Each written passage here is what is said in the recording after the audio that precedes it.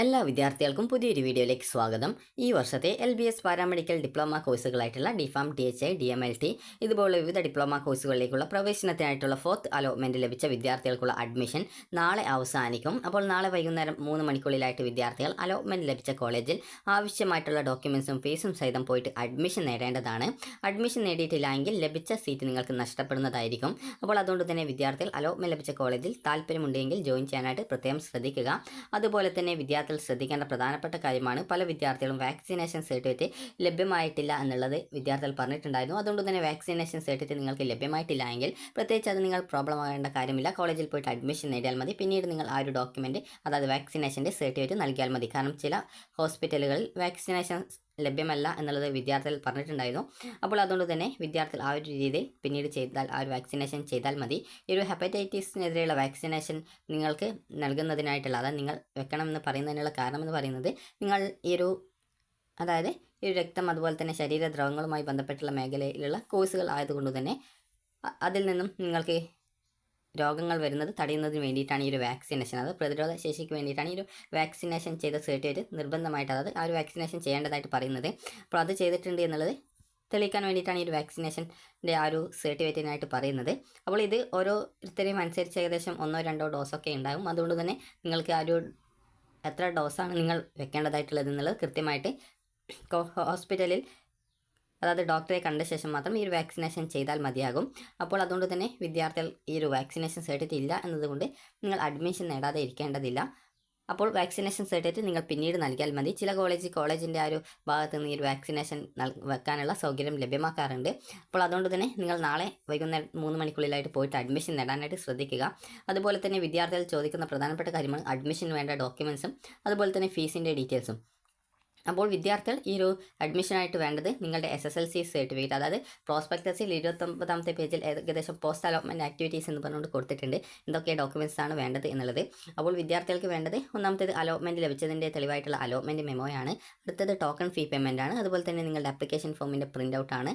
അതുപോലെ തന്നെ നിങ്ങളുടെ SSLC സർട്ടിഫിക്കറ്റ്, +2 സർട്ടിഫിക്കറ്റ്, TC, സ്വഭാവ സർട്ടിഫിക്കറ്റ്, അതുപോലെ തന്നെ നിങ്ങൾക്ക് വല്ല സ്പെഷ്യൽ റിസർവേഷൻസോ മറ്റോ ഉണ്ടെങ്കിൽ അത് തെളിയിക്കാൻ ആവശ്യമായിട്ടുള്ള ഡോക്യുമെൻറ്റ്, അതുപോലെ തന്നെ പേഴ്സൺ വിത്ത് ഡിസബിലിറ്റി, അതായത് PD കോട്ടയിൽ അപേക്ഷിച്ച വിദ്യാർത്ഥികൾക്ക് അലോട്ട്മെൻറ്റ് കിട്ടിയിട്ടുണ്ടെങ്കിൽ അവർ ജില്ലാ മെഡിക്കൽ ബോർഡിൽ നിന്ന് ലഭിക്കുന്ന മെഡിക്കൽ സർട്ടിഫിക്കറ്റ് ആണ്. 3 മാസ കാലാവധി കഴിയാതെ ഡോക്യുമെൻ്റ് ആയിരിക്കണം ഹാജരാക്കേണ്ടത്. അതുപോലെ തന്നെ SC ST വിദ്യാർത്ഥികൾ, OEC വിദ്യാർത്ഥികളാണെങ്കിൽ കമ്മ്യൂണിറ്റി സർട്ടിഫിക്കറ്റ്, അതുപോലെ SCBC OBC വിഭാഗത്തിൽ ഉൾപ്പെടുന്ന വിദ്യാർത്ഥികളാണെങ്കിൽ നോൺ ക്രിമിലിയർ സർട്ടിഫിക്കറ്റ്, അതുപോലെ EWS വിഭാഗത്തിലുള്ള വിദ്യാർത്ഥികളാണെങ്കിൽ EWS സർട്ടിഫിക്കറ്റ്, ഫീസ് ആനുകൂല്യമുള്ള വിദ്യാർത്ഥികളാണെങ്കിൽ ഇൻകം സർട്ടിഫിക്കറ്റ്. അതുപോലെ തന്നെ വിദ്യാർത്ഥികൾക്ക് അടുത്തതായിട്ട് വേണ്ടത് നിങ്ങൾക്ക് ഈ ഒരു ഫിസിക്കൽ ഫിറ്റ്നസ് സർട്ടിഫിക്കറ്റ് ആണ്. ഫിസിക്കൽ ഫിറ്റ്നസ് സർട്ടിഫിക്കറ്റ് ഡൗൺലോഡ് ചെയ്യാനുള്ള ലിങ്ക് ഈ ഒരു വീഡിയോയുടെ താഴെ കൊടുത്തിട്ടുണ്ട്. അപ്പോൾ അത് നിങ്ങൾ പ്രിൻ്റ് എടുത്ത് ഏതെങ്കിലും ഡോക്ടറുടെ അടുത്ത് പോയി കഴിഞ്ഞാൽ നിങ്ങളുടെ ഹൈറ്റ്, വെയിറ്റ്, ചെസ്റ്റ്, വിഷൻ എന്നിങ്ങനെയുള്ള ഡീറ്റെയിൽസുകൾ അതിൽ ഫില്ല് ചെയ്ത ശേഷം നിങ്ങൾക്ക് ഡോക്ടർ ആ ഒരു സർട്ടിഫിക്കറ്റ് തരുന്നതായിരിക്കും. അതിൻ്റെ ഫോമാറ്റ് വീഡിയോയുടെ താഴെ ഡിസ്ക്രിപ്ഷനിൽ കൊടുത്തിട്ടുണ്ട്. അതിൽ ക്ലിക്ക് ചെയ്ത് നിങ്ങൾക്ക് അത് ഡൗൺലോഡ് ചെയ്തെടുക്കാവുന്നതാണ്. ഇനി അടുത്തതായിട്ടുള്ളത് ഹെപ്പറ്റൈറ്റിസ് ബിക്കെതിരെ എടുത്ത വാക്സിനേഷൻ സർട്ടിഫിക്കറ്റ് ആണ്. നേരത്തെ പറഞ്ഞതുപോലെ വാക്സിനേഷൻ ചില സ്ഥലങ്ങളിൽ ലഭ്യമല്ല, അതായത് വാക്സിൻ ലഭ്യമല്ല എന്നുള്ളത് വിദ്യാർത്ഥികൾ പറഞ്ഞിട്ടുണ്ടായിരുന്നു. അപ്പോൾ അതുകൊണ്ട് തന്നെ വാക്സിനേഷൻ സർട്ടിഫിക്കറ്റ് പിന്നീട് നൽകിയാൽ മതി. നിങ്ങൾ നിലവിൽ ഇപ്പോൾ പോയിട്ട് അഡ്മിഷൻ നേടിയാൽ മതിയാകും. അതുപോലെ തന്നെ വിദ്യാർത്ഥികൾക്ക് അടുത്തതായിട്ട് വേണ്ടത് നിങ്ങളുടെ ഒരു 2 ഫോട്ടോ എടുക്കുക. കാരണം അത് നിങ്ങൾക്ക് ID കാർഡിലും മറ്റും ഒട്ടിക്കാനായിട്ട് അത് ആവശ്യമായിട്ട് വരും. അപ്പോൾ അതുകൊണ്ട് തന്നെ ഒരു 2 ഫോട്ടോ എങ്കിലും എടുക്കാനായിട്ട് ശ്രദ്ധിക്കുക. അതുപോലെ തന്നെ നിങ്ങൾ ഈ ഒരു കോളേജിൽ നൽകുന്ന എല്ലാ ഡോക്യുമെൻസിൻ്റെയും കോപ്പി നിങ്ങളുടെ, അതായത് SLCയോ +2ൻ്റെയോ സർട്ടിഫിക്കറ്റിൻ്റെ കോപ്പി, അതുപോലെ അലോട്ട്മെൻറ്റ് മെമ്മോയുടെയോ കോപ്പികൾ നിങ്ങളുടെ കയ്യിൽ എക്സ്ട്രാ ആയിട്ട് ഒരു 2 കോപ്പിയെങ്കിലും എടുത്തു വെക്കാനായിട്ട് ശ്രദ്ധിക്കുക. കാരണം പിന്നീടുള്ള ആവശ്യങ്ങൾക്ക് അത് വേണമെങ്കിൽ ഉപയോഗിക്കാം. അതുപോലെ തന്നെ ഇത്രയും ഡോക്യുമെൻറ്റ്സ് ആണ് നിങ്ങൾക്ക് വേണ്ടത്. അതുപോലെ കോളേജിൽ നിന്ന് മറ്റെന്തെങ്കിലും ഡോക്യുമെൻറ്റ്സ് കൊണ്ടുവരാൻ പറഞ്ഞിട്ടുണ്ടെങ്കിൽ അതുകൂടി എടുക്കാനായിട്ട് ശ്രദ്ധിക്കുക. അതുപോലെ തന്നെ നിങ്ങൾക്ക് പിന്നീട് ആവശ്യം വരുന്ന ഡോക്യുമെൻറ്റ്സ് എന്തെങ്കിലും ഉണ്ടെങ്കിൽ അതിൻ്റെയൊക്കെ ഓരോ 1-2 ഫോട്ടോ കോപ്പികൾ നിങ്ങളുടെ കയ്യിലെടുത്ത് സൂക്ഷിച്ച് വെക്കാനും പ്രത്യേകം ശ്രദ്ധിക്കണം. അതുപോലെ തന്നെ ബാലൻസ് ഫീസ്, അതായത് കോളേജിൽ ബാലൻസ് ആയിട്ട് എന്തെങ്കിലും പൈസ നിങ്ങൾ അഡ്മിഷൻ സമയത്ത് അടക്കേണ്ടതായിട്ടുണ്ടെങ്കിൽ, അതായത് നിങ്ങൾക്കിപ്പോൾ 25,500 രൂപയാണ് ഫീസ് ഇനത്തിൽ കാണിക്കുന്നതെങ്കിൽ നിങ്ങൾ കോളേജിൽ അഡ്മിഷൻ സമയത്ത് ഏകദേശം നിങ്ങൾ അടക്കേണ്ടി വരിക ഏകദേശം 32,500ഓളം രൂപയാണ്. ഫാർമസി കോഴ്സ് ആണെങ്കിൽ 40,000ഓളം രൂപയാണ് നിങ്ങൾക്ക് ഫീസ് ഇനത്തിൽ വരുന്നതെങ്കിലും നിങ്ങൾ അഡ്മിഷൻ സമയത്ത് ഏകദേശം 50,000 രൂപയിൽ കൂടുതൽ നിങ്ങൾ അടക്കേണ്ടതായിട്ട് വരും. അപ്പോൾ നിങ്ങൾ ഓൾറെഡി കോളേജിൽ കോൺടാക്റ്റ് ചെയ്ത് അന്വേഷിച്ചിട്ടുണ്ടാകുമെന്ന് കരുതുന്നു.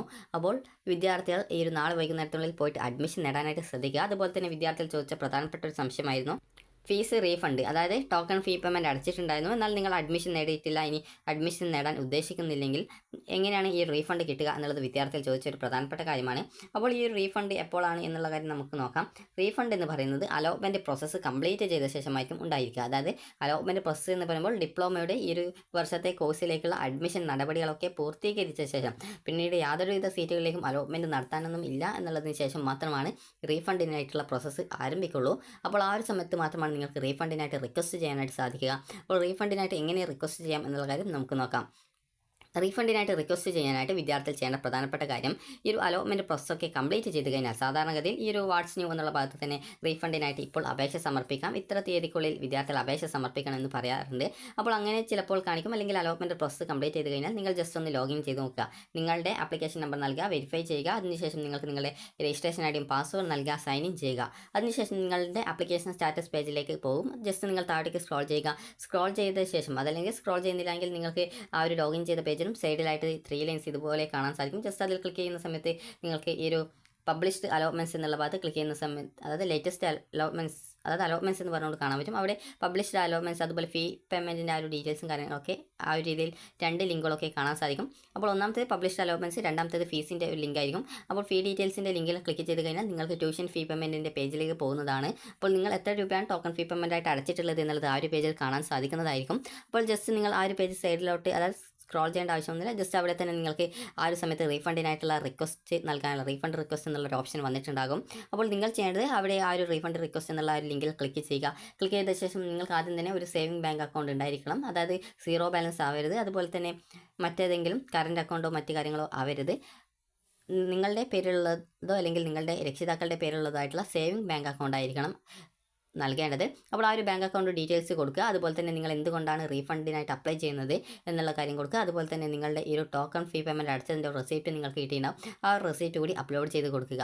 അപ്പോൾ നിങ്ങൾ സാധാരണയിൽ അഡ്മിഷൻ നേടാത്തത് കൊണ്ടാണ് റീഫണ്ടിനായിട്ട് റിക്വസ്റ്റ് ചെയ്യുന്നതെങ്കിൽ ആ ഒരു രീതിയിൽ അഡ്മിഷൻ എടുക്കാത്തത് കൊണ്ടാണ് എന്നുള്ള കാര്യം കൃത്യമായിട്ട് മെൻഷൻ ചെയ്യുക. അതിനുശേഷം ഈ ഒരു ഡീറ്റെയിൽസ് ഒക്കെ നൽകിയത് കറക്റ്റ് ആണോ എന്നുള്ളത് ഒന്നുകൂടി ക്രോസ് ചെക്ക് ചെയ്ത ശേഷം നിങ്ങൾക്കെല്ലാം ഓക്കെ ആണെങ്കിൽ ഫൈനലായിട്ട് സബ്മിറ്റ് ചെയ്യുക. ഇങ്ങനെ സബ്മിറ്റ് റീഫണ്ടിനായിട്ട് നൽകിക്കഴിഞ്ഞാൽ നിങ്ങൾക്ക് ഏകദേശം, അതായത് 3 മാസം അല്ലെങ്കിൽ 2 മാസത്തിനുള്ളിലായിട്ട് നിങ്ങളുടെ അക്കൗണ്ടിലേക്ക് പൈസ വരും. അപ്പോൾ ഈ ഒരു രീതിയിലാണ് ഉണ്ടാവുക. അപ്പോൾ നിങ്ങൾ പ്രത്യേകം ശ്രദ്ധിക്കേണ്ടത്, ചില അലോട്ട്മെൻറ്റ് ഘട്ടങ്ങളിൽ നിങ്ങൾ പങ്കെടുക്കുന്ന സമയത്ത് ആ ഒരു അലോട്ട്മെൻറ്റിൽ പങ്കെടുത്ത് അഡ്മിഷൻ നേടാതിരിക്കുന്നവർക്ക് റീഫണ്ട് കിട്ടില്ല എന്ന് പറയാറുണ്ട്. അപ്പോൾ അങ്ങനെയുള്ള അലോട്ട്മെൻറ്റുകളിൽ പങ്കെടുക്കുന്ന സമയത്ത് നിങ്ങൾ പ്രത്യേകം ശ്രദ്ധിക്കുക. കാരണം അലോട്ട്മെൻറ്റ് കിട്ടിയാൽ ആ ഒരു ഘട്ടങ്ങളിലൊക്കെ അഡ്മിഷൻ നേടേണ്ടതായിട്ടും വരും. അങ്ങനെയുള്ള അലോട്ട്മെൻറ്റിലൊന്നും പങ്കെടുത്തിട്ടില്ലെങ്കിൽ നിങ്ങൾക്ക് ആ ഒരു റീഫണ്ട് തുക നിങ്ങൾക്ക് അക്കൗണ്ടിലേക്ക് വരും. എന്നാൽ അക്കൗണ്ടിലേക്ക് വരാനായിട്ട് കുറച്ച് താമസമെടുക്കും, അത് കാലതാമസം എടുക്കും എന്നുള്ളത് മാത്രമാണുള്ളൂ. നിങ്ങളുടെ ബാങ്ക് അക്കൗണ്ടിലേക്കാണ് അത് റീഫണ്ടായിട്ട് വരിക. അത് നിങ്ങൾ നൽകുന്ന ബാങ്ക് അക്കൗണ്ടിലേക്കാണ് റീഫണ്ട് വരിക. സേവിംഗ് ബാങ്ക് അക്കൗണ്ട് ആയിരിക്കണം നൽകേണ്ടത്. അപ്പോൾ ഈ ഒരു രീതിയിൽ നിങ്ങൾക്ക് റീഫണ്ടിനായിട്ട് റിക്വസ്റ്റ് ചെയ്യാം. അതുപോലെ തന്നെ നിങ്ങൾ അധികമായിട്ട് പൈസ അടച്ചിട്ടുണ്ടെങ്കിലും നിങ്ങൾക്ക് റീഫണ്ടിനായിട്ടുള്ള റീസൺ നിങ്ങൾ അധികമായിട്ട് പൈസ അടച്ചിട്ടുണ്ട് എന്നുള്ള കാര്യം മെൻഷൻ ചെയ്ത് കഴിഞ്ഞാൽ നിങ്ങളുടെ ആ ഒരു ടോക്കൺ ഫീ പേയ്മെൻറ്റ് ചെയ്തതിൻ്റെ റെസിപ്റ്റ് കൂടി നിങ്ങൾ അപ്ലോഡ് ചെയ്ത് കൊടുത്തു കഴിഞ്ഞാൽ നിങ്ങൾക്ക് അധികമായിട്ട് അടച്ച പൈസ കൂടി, അത് അങ്ങനെ അഡ്മിഷൻ നേടിയിട്ട് അതായത് അധികമായിട്ട് അടച്ചിട്ടുണ്ടായിരുന്ന പൈസ ഉണ്ടെങ്കിൽ അത് നിങ്ങൾക്ക് റീഫണ്ടിനത്തിൽ കിട്ടുന്നതായിരിക്കും. അപ്പോൾ നിങ്ങൾക്ക് ഈ ഒരു വീഡിയോ ഉപകാരപ്രദമായിട്ടുണ്ടെന്ന് കരുതുന്നു. അതുപോലെ വിദ്യാർത്ഥികളുടെ ഈ ഒരു ഡിപ്ലോമ ക്ലാസ്സുകൾ ഏകദേശം ഡിസംബർ അല്ല, ഈ ഒരു ജനുവരി പകുതിയോടെ തന്നെ ആരംഭിക്കാനാണ് സാധ്യതയുള്ളത്.